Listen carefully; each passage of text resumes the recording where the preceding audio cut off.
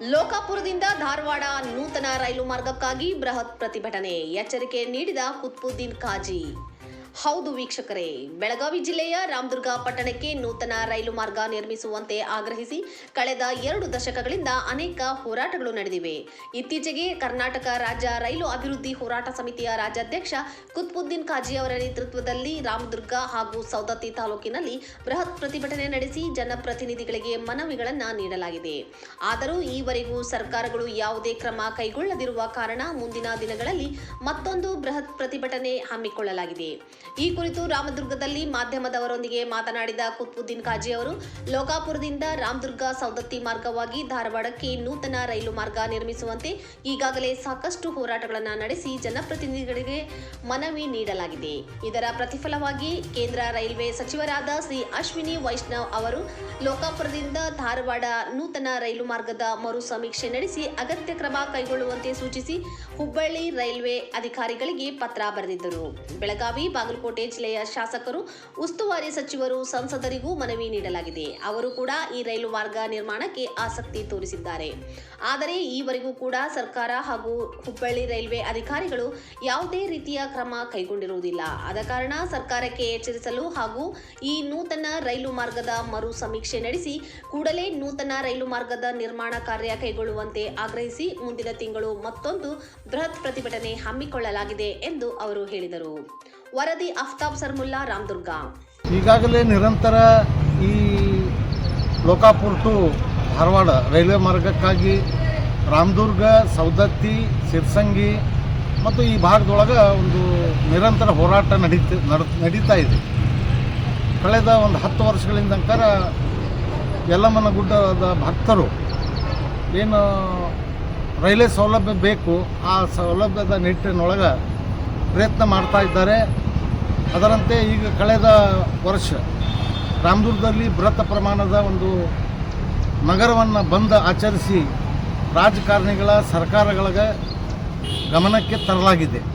ಅದರಂತೆ ಸವದತ್ತಿ ನಗರದಲ್ಲಿ ಕೂಡ ಒಂದು ಅರೆಬತ್ತಲೆ ಧರಣಿ ಸತ್ಯಾಗ್ರಹವನ್ನು ಮಾಡಿ ಜನಜಾಗೃತಿ ಮಾಡಿ ಸರ್ಕಾರಗಳಿಗೆ ಎಚ್ಚರಗೊಳಿಸಲಾಗಿದೆ.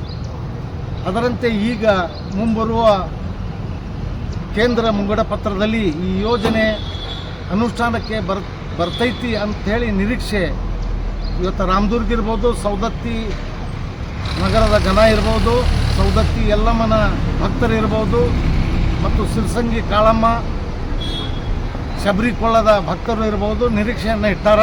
ಆ ನಿರೀಕ್ಷೆಗೆ ತಕ್ಕಂತೆ ಸರ್ಕಾರಗಳು ಸ್ಪಂದನೆ ಮಾಡಬೇಕು. ಇವತ್ತು ಕೇಂದ್ರ ಸರ್ಕಾರ ಇರಲಿ, ರಾಜ್ಯ ಸರ್ಕಾರ ಇರಲಿ.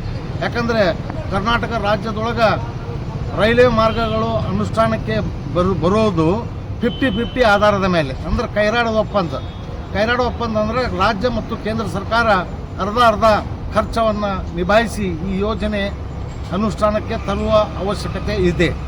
ಅದರಂತೆ ಈಗ ಮಾನ್ಯ ಜಗದೀಶ್ ಶೆಟ್ಟರ್ ಅವರು ಭಾಳಷ್ಟು ಈ ಲೋಕಾಪುರ ಮತ್ತು ಧಾರವಾಡ ರೈಲ್ವೆ ಮಾರ್ಗಕ್ಕೆ ಆಸಕ್ತಿಯನ್ನು ಹೊಂದ್ಯಾರೆ. ಅದರಂತೆ ವಿ ಸೋಮಣ್ಣ ಕೇಂದ್ರ ರೈಲ್ವೆ ಸಹಾಯಕ ಸಚಿವರು ಕೂಡ ಈ ಯೋಜನೆಯ ಬಗ್ಗೆ ಅರಿತುಕೊಂಡಾರ. ಅದರಂತೆ ಮಾನ್ಯ ಸ್ಥಳೀಯ ಶಾಸಕರಾದ ಅಶೋಕ್ ಪಟ್ಟಣ ಇರಬಹುದು ಮತ್ತು ಸವದತ್ತಿ ಶಾಸಕರಾದ ವಿಶ್ವಾಸನ್ನ ವೈದ್ಯ ಇರಬಹುದು ಮತ್ತು ಬೆಳಗಾವಿ ಜಿಲ್ಲಾ ಉಸ್ತುವಾರಿ ಸಚಿವರು ಮಾನ್ಯ ಸತೀಶಣ್ಣ ಜಾರಕಿಹೊಳಿ ಅವರು ಇರ್ಬೋದು, HK ಪಾಟೀಲ್ ಅವರು ಇರ್ಬೋದು ಮತ್ತು ಈ ಭಾಗಕ್ಕೆ ಸಂಬಂಧಪಟ್ಟ ಕಾಂಗ್ರೆಸ್, BJP ಅಥವಾ ಬೇರೆ ಬೇರೆ ಪಕ್ಷದ ಎಲ್ಲ ಮುಖಂಡರುಗಳು ಲೋಕಾಪುರ ಟು ಧಾರವಾಡ ರೈಲ್ವೆ ಮಾರ್ಗ ಆಗಬೇಕು. ಸವದತ್ತಿ ಯಲ್ಲಮ್ಮನ ಭಕ್ತರಿಗೆ ರಾಜ್ಯ ಅಷ್ಟೇ ಅಲ್ಲ, ಅಂತರ್ ರಾಜ್ಯ ಅಂದರೆ ಮಹಾರಾಷ್ಟ್ರ, ಗೋವಾ, ಆಂಧ್ರ, ಕೇರಳ ಮತ್ತು ಇತರ ರಾಜ್ಯಗಳಿಂದ ಬರುವಂಥ ಭಕ್ತಾದಿಗಳಿಗೆ ರೈಲ್ವೆ ಸೌಲಭ್ಯವನ್ನು ಸಿಗಬೇಕು ಅನ್ನುವಂಥ ಒಂದು ನಿರೀಕ್ಷೆಯನ್ನು ಇಟ್ಟಾರ. ಅದರಂತೆ ಈ ಮುಂಬರುವ ದಿನಗಳಲ್ಲಿ ಚಳಿಗಾಲ ಅಧಿವೇಶನ ಬೆಳಗಾವಿಯಲ್ಲಿ ಮುಂದಿನ ತಿಂಗಳ ನಡೆಯಬಹುದು.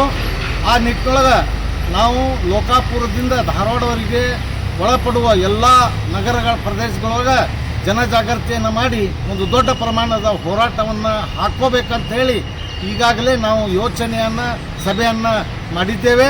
ಅದರಂತೆ ನಾವು ಮುಂದಿನ ತಿಂಗಳ ಒಂದು ದೊಡ್ಡ ಪ್ರಮಾಣದೊಳಗೆ ಹೋರಾಟ ಮಾಡ್ತೀವಿ, ಸರ್ಕಾರಗಳನ್ನು ಎಚ್ಚರಿಸಗೊಳಿಸ್ತೀವಿ. ಇಲ್ಲಿ ಇದ್ದಂಥ ಜನಪ್ರತಿನಿಧಿಗಳಿಗೆ ಒಂದು ಬಿಸಿಯನ್ನು ತಟ್ಟಿಸ್ತೀವಿ ಅನ್ನುವಂಥ ಮಾತನ್ನು ಹೇಳ್ತೀನಿ. ನಾ ಕುತ್ಬುದ್ದೀನ್ ಕಾಜಿ. ನಮಸ್ಕಾರ.